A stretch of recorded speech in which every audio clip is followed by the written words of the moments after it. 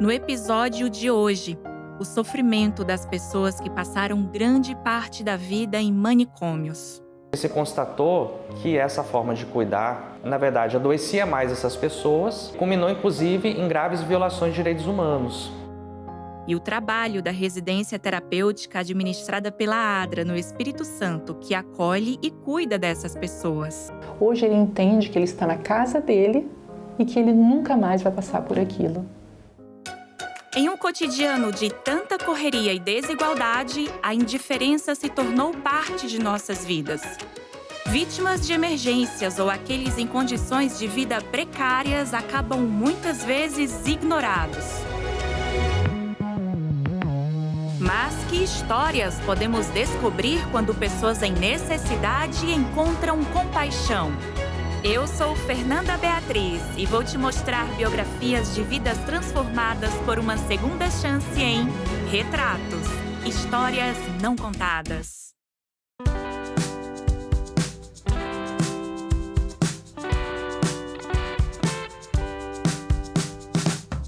Vitória. A capital do Espírito Santo é considerada pela ONU uma das melhores cidades do Brasil quando o assunto é qualidade de vida. Isso se deve aos altos indicadores de educação, distribuição de renda e expectativa de vida. E quem mora aqui em Vitória também desfruta da beleza de suas paisagens naturais.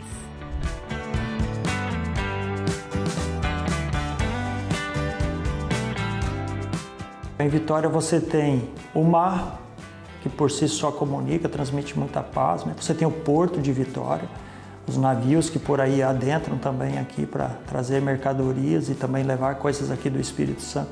Então existe um trânsito interessante aqui em Vitória. A capital do Espírito Santo é um arquipélago. Vitória é formada por 33 ilhas mais uma porção continental. 7 pontes facilitam o deslocamento de quem vive ou passa por aqui.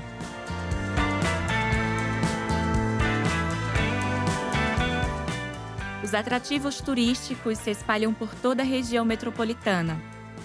Então, pontos turísticos, nós vamos ter aí o Convento da Penha, que fica aqui em cima, no município de Vila Velha. Você vai ter aí a Praia de Camburi, que é uma praia bonita ali para fazer caminhada, uma orla muito bonita. Você tem a Pedra da Cebola, você tem o Parque da Vale.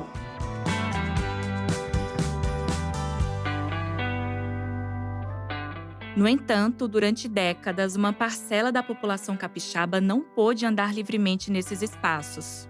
Isso porque o direito de ir e vir era muitas vezes retirado de quem enfrentava algum tipo de transtorno mental. A internação em manicômios era o tratamento oferecido a grande parte dessas pessoas. E não apenas no Espírito Santo. O modelo manicomial foi adotado em todo o país até o início dos anos 2000. Se constatou que essa forma de cuidar anterior, ela, na verdade, adoecia mais essas pessoas, ela segregava essas pessoas da sociedade, fragilizava os vínculos familiares, que essas pessoas tinham, e culminou, inclusive, em graves violações de direitos humanos. Para quem não sabe, os manicômios, eles eram assim, um tipo de escória da sociedade.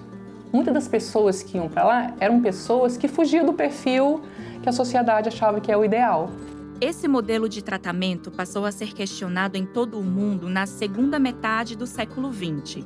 E como resultado das discussões sobre os direitos das pessoas com transtornos mentais, o Brasil sancionou em 2001 a lei que estabelece a reforma psiquiátrica.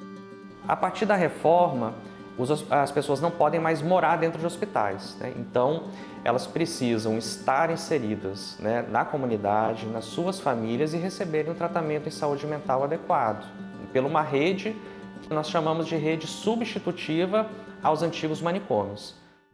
Dentre os serviços que fazem parte desta rede estão os Centros de Atenção Psicossocial. Os CAPs oferecem assistência psicológica e médica à população. Só que o que acontece? Quando foi fechado esses manicômios, nós tínhamos a situação das pessoas que moravam dentro desses locais. Muitas delas por muitos anos, E com isso perderam vínculos familiares. Não se sabiam muitas vezes nem quem eram mais as famílias dessas pessoas. Ou essas famílias não desenvolveram um vínculo com eles e se negavam a recebê-los de volta. Por isso, outros espaços precisaram ser criados para acolher essas pessoas. Com isso, como é que a gente poderia fazer com que elas parassem de morar dentro de hospitais? A partir de um dispositivo chamado residência terapêutica, serviço residencial terapêutico.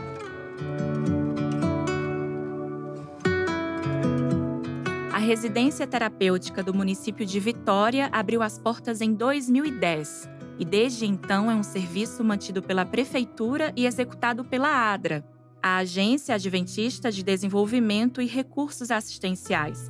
Quem passa na rua enxerga apenas uma casa como qualquer outra do bairro. A gente procura descaracterizar tudo aquilo que possa trazer o viés institucional. Tanto é que se você passar na rua, você não vai ver uma identificação. E essa descaracterização é intencional.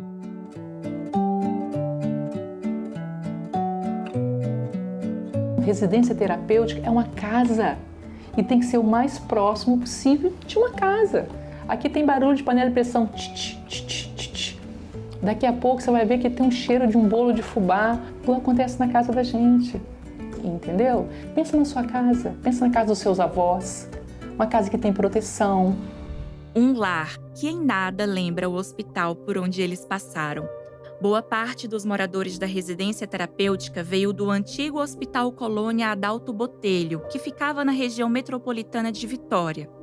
Inaugurado na década de 1950, o estabelecimento foi considerado pelo Ministério da Saúde, na época, um modelo a ser seguido no tratamento de doentes mentais. Entretanto, quem passou grande parte da vida confinado naquele lugar tem uma opinião bem diferente.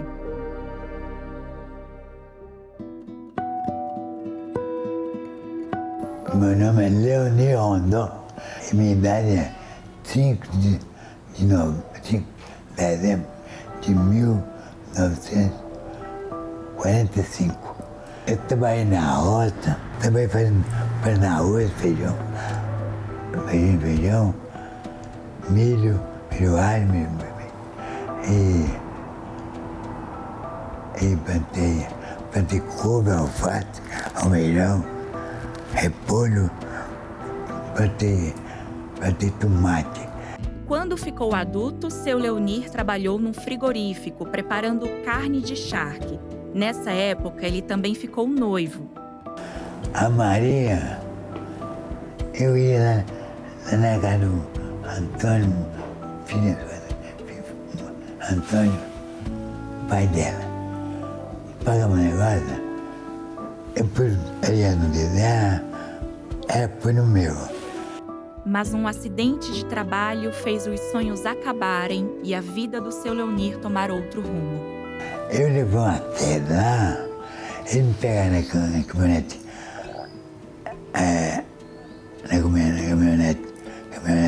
tinha frigorífico escrito na porta, termina,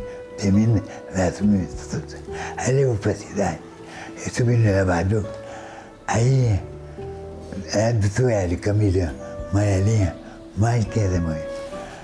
Aí receitou uma caixa de injeção para mim, uma injeção de enfermeirice. Aí eu não tomei a injeção, vendi para o meu pai, 4.000 cruzeiros. Como consequência da queda, seu Leonir teve um coágulo na cabeça que não recebeu o tratamento adequado. E aí o Leonir, ele passou a ter muitas dores de cabeça e não conseguia dormir durante a noite, por conta do sangue que estava ali. E num certo domingo, o Leonir acordou, levantou-se. Não acordou, ele levantou depois de uma noite muito mal dormida e foi para o quintal. Quando ele olhou para o varal, ele viu que a camisa que ele mais gostava de usar para ele ir à missa e fazer as outras atividades, ela estava no chão, rasgada, e que o cachorro havia rasgado a camisa. Seu Leonir teve um ataque de nervos e a família entendeu que ele poderia ser uma ameaça à sociedade. Os parentes decidiram, então, enviá-lo para o manicômio. Eles aplicaram nele uma dose cavalar aí, não sei se é de Aldol, se é de Azepam, mas é chamado um sossego-leão. E colocaram ele numa camisa de forças. Quando o seu Leonir acordou, ele estava chegando aqui no Adalto Botelho. E ele acordou muito agitado, me tira daqui, pelo amor de Deus. Já está escuro, olhou pela janela, já está escuro. Eu tenho que levantar 4 horas da manhã, porque eu entro no frigorífico às 7. E minha mãe está me esperando, eu preciso ajudar. Eu não posso perder esse emprego, porque eu preciso ajudar a minha mãe. Ele tinha uma verdadeira paixão pela mãe, por todos os familiares, mas em especial pela mãe. Então ele ficou muito nervoso, muito agitado. E aí, mais uma injeção. E foi assim, em meio a camisas de força, eletrochoques e doses de injeção, que o seu Leonir ficou internado no Adalto Botelho por 44 anos. Aí eu levei choque lá. Tinha um Dr. Rafael com a máquina de choque dele. Depois que o hospital Adalto Botelho deixou de oferecer internação, seu Leonir foi morar na residência terapêutica da ADRA. E nessa época, quando perguntavam-lhe sobre o seu passado, a lembrança dos eletrochoques era a mais recorrente. E ele parava, olhava para uma parede vazia, assim, branca, e falava, lá eu sofria muito. Lá eles molhavam a minha cabeça com esponja, com álcool, botavam na minha cabeça, depois colocavam uns aparelhos, assim, vários aparelhos, e vinha com um aparelho que fazia assim, zum, zum, zum. E aí depois eu desmaiava. Quando eu acordava, eles me jogavam no pátio, mas eu ficava birutinha, dona Gorete. Então ele falava isso com muita frequência. E todas as vezes que ele falava, ele chorava. Mas quando foi morar na residência terapêutica, seu Leonir encontrou uma realidade bem diferente. Aqui, os funcionários é cuidador e nós somos donos da casa. E essa ideia de serem os donos da casa é reforçada pela administração da residência. Porque essa preocupação de sempre estar transmitindo para esses moradores que isso aqui não não tem relação nenhum com o hospital. Para que não venha à mente deles, sabe, o que eles já viveram. Eles sofreram muito.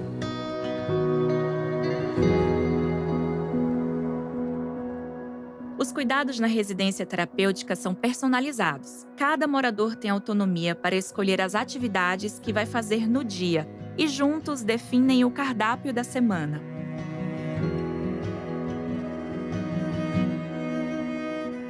Os gostos pessoais são respeitados, principalmente na hora de escolherem o que vestir. O seu Leonir, por exemplo, não sai de casa sem uma camisa social. A peça é o que ele chama de camisa de rico. Poder escolher o que vestir significa muito para quem já teve a liberdade contida por uma camisa de força. Eles ficaram muito tempo, muitos anos, né, da vida deles, sem nada, sem nenhum direito. Um dia eles precisaram de uma voz que falasse por eles. Hoje eles têm essa voz. Todo terapeuta sabe que existe processos traumáticos, né, de consciente, de inconsciente, que pessoas vivem décadas e não conseguem virar a chave. E ele virou. Hoje ele entende que ele está na casa dele e que ele nunca mais vai passar por aquilo. Eu estava na casa dela, a Giovanna falou, eu falei, em choque. Eu falei, eu tenho medo de choque. Aí eu falei, aqui não tem mais choque. Emocionado ao relembrar daquela conversa, seu Leonir não encontrou palavras para concluir o pensamento. Vanusa, a cuidadora que estava pertinho dele no momento da entrevista, complementou. Termina, nunca mais ninguém vai fazer isso com o senhor. Era isso que ele queria, ele não conseguiu terminar. Exato. Nunca mais ninguém vai fazer isso. Teve, Eva. 3 vezes eu falei, foi mesmo. Porque ele é tão amado, que nunca mais, nem com ele, nem com ninguém.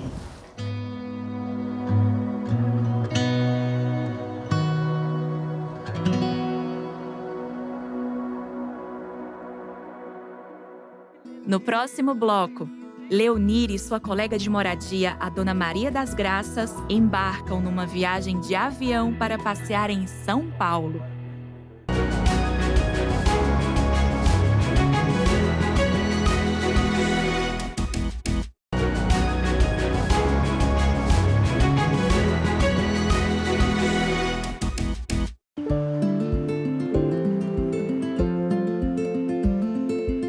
Em Vitória, no Espírito Santo, a Agência Adventista de Desenvolvimento e Recursos Assistenciais, a ADRA, administra a residência terapêutica em parceria com a Prefeitura.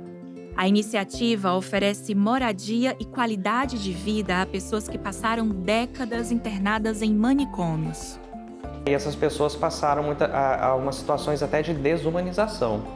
Não terem mais uma individualidade, né? Terem todas, por exemplo, com a cabeça raspada, usar a mesma roupa como se fosse roupa de um uniforme, né? De um local, não ter documentos pessoais, às vezes não eram chamadas pelo próprio nome, né? Dentre outras situações mais graves até de violências, assim, né?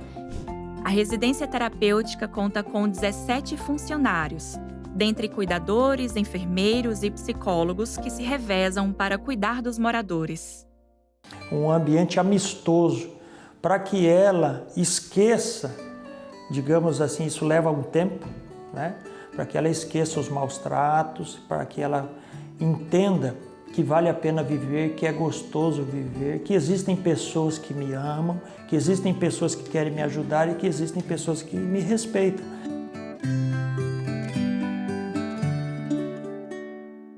Os moradores da residência terapêutica não ficam internados. Pelo contrário, eles são incentivados a sair para participar de atividades sociais, porque, diferentemente do que se pensou por muito tempo, pessoas com transtornos mentais precisam conviver em sociedade para terem sucesso no tratamento. E uma das pessoas que adoram passear é a Dona Maria das Graças. Meu nome é Maria das Graças. Mãe de Vitória, eu tenho 55 anos. Eu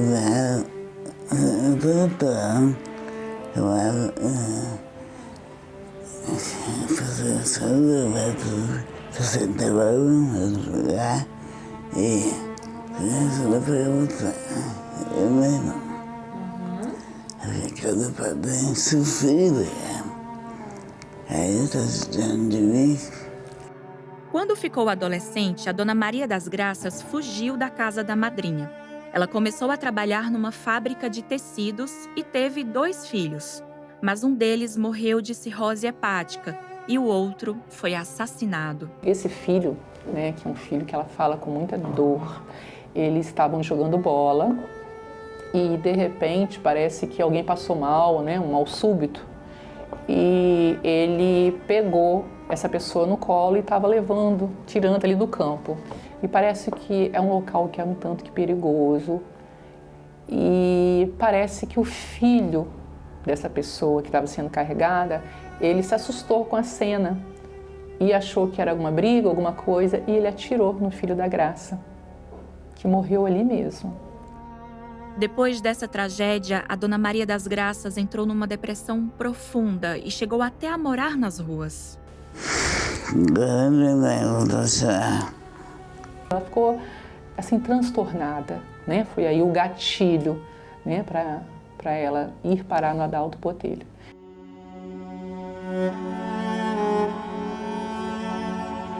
Na maior parte do tempo em que passou no hospital, a Dona Graça ficava dopada. Mas os tempos difíceis passaram. Hoje, a Dona Graça é bem tratada e tem um quarto com a decoração que escolheu. Todo mês, ela vai à casa lotérica sacar o dinheiro do seu benefício e, com isso, pode comprar as roupas e acessórios que mais gosta de usar. É o gosto dela. Se é uma roupa, às vezes a gente acha lindo. Ai, não, mas eu não gostei. E é sempre assim, ela escolhe o que ela quer e ali é cada detalhe.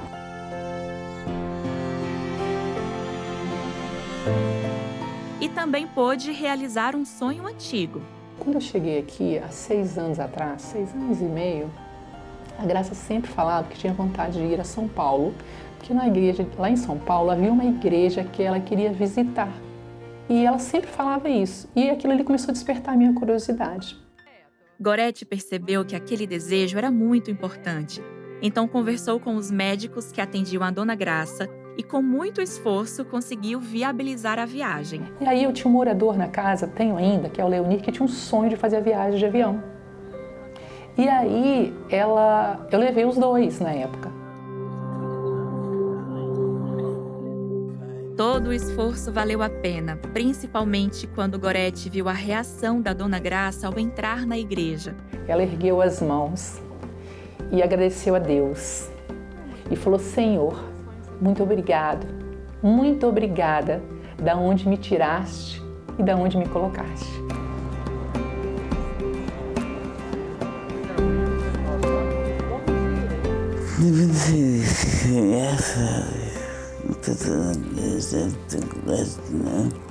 Depois daquele dia, Dona Graça e seu Leonir passaram a ressignificar os acontecimentos da vida.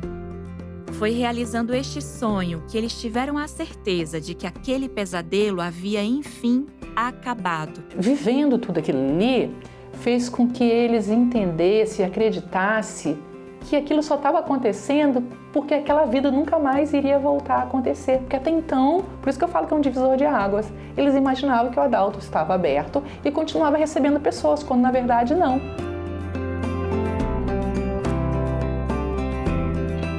É muito louco, estou na minha casa, tá? Tudo que eu quero é mão, que eu sei, não sei, que eu vai dar você amanhã ou depois, é embaixo. É bom aqui. Hoje, a residência terapêutica tem 4 moradores e todo o trabalho é fiscalizado pela Secretaria de Saúde do município de Vitória. Agora a gente tem um lugar onde elas são respeitadas mesmo na sua individualidade, né, nos seus desejos, né, são consideradas, são ouvidas. E eu sou um dos fiscais desse convênio, né? Então eu falo isso porque eu preciso, até minha função é acompanhar de perto, né, esse trabalho. Né? Então ele é realmente de excelência, de muita qualidade, né? O que é feito de assistência a essas pessoas lá. Um serviço que, além de moradia e conforto, busca preencher a lacuna de afeto muitas vezes deixada pelas famílias. O desafio que eu enfrento é que a sociedade sabe muito pouco, ela é preconceituosa. Eu vou falar da sociedade família. A sociedade ela tem vergonha de falar que tem um familiar com transtorno, ela tem medo do Estado devolver para ela um compromisso que é dela. Não importa que é irmão, que é sobrinho, é um compromisso dela. Então, por isso que às vezes hoje eu insisto tanto para investir nos laços familiares, para eles verem que eles não vão ser devolvidos, entendeu? E que aqui é a casa deles, e que eles estão perdendo. Enquanto eles perdem, eu e todas as pessoas que trabalham aqui estão aproveitando ao máximo.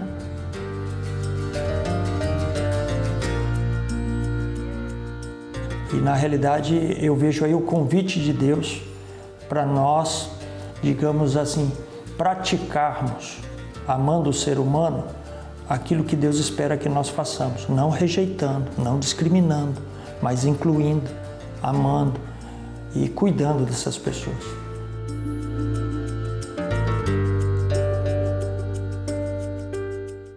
Conhecendo a história de Maria das Graças e Leonir, a gente consegue ter um pequeno vislumbre do que milhares de brasileiros sofreram passando a vida inteira enclausurados em manicômios. É por isso que iniciativas como a residência terapêutica mantida pela ADRA aqui em Vitória são tão importantes. Afinal, é um dever nosso, enquanto sociedade, trabalhar para devolver o bem-estar a essas pessoas que por muito tempo foram marginalizadas. Apoiando os projetos da ADRA, você pode ajudar outras pessoas a terem a sua história restaurada. Acesse adra.org.br e conheça mais sobre o projeto Residência Terapêutica aqui em Vitória e também sobre outras iniciativas desenvolvidas pela ADRA ao redor do Brasil. E ajude a transformar vidas.